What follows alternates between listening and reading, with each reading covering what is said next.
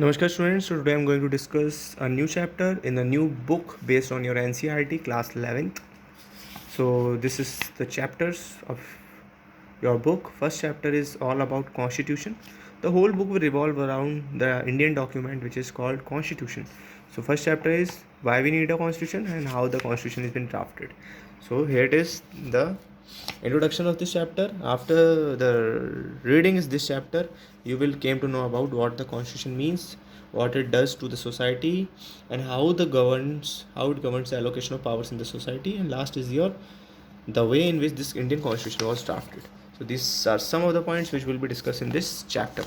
So why do we need a constitution? So I will quickly revise that why we need a constitution. First is allows coordination assurance between the marginalized sections, between the different communities, traditions, customs. All people are not the same, so there should be coordination among all the different type of people. So a single entity called as India can be stitched together under a single constitution. Second is the specification of decision makings. What body will take the decision making?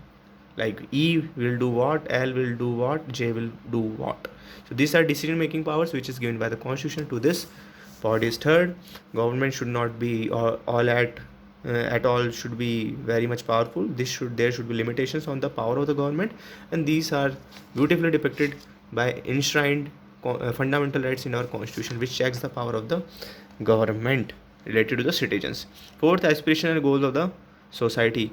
Every society are having its aspiration of the development, of the equality, of the justice, liberty. All should be there in the all should be there in the constitution. So these all positive points should be enabled in the constitution. So this is a diagram in which Pandit Nehru is trying to coordinate between the different communities, different ideologies, and different set of peoples.